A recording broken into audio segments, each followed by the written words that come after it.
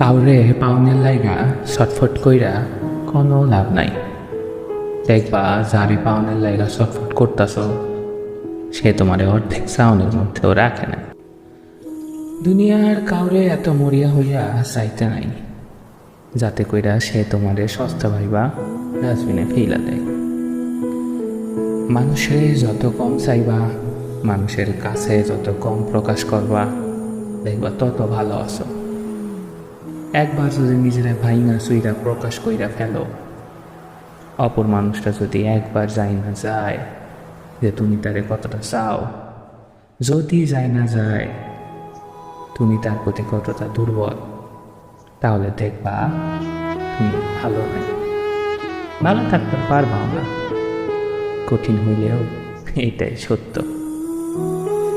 ভালোবাসা যত কম প্রকাশ করা যায় ততই স্বচ্ছ।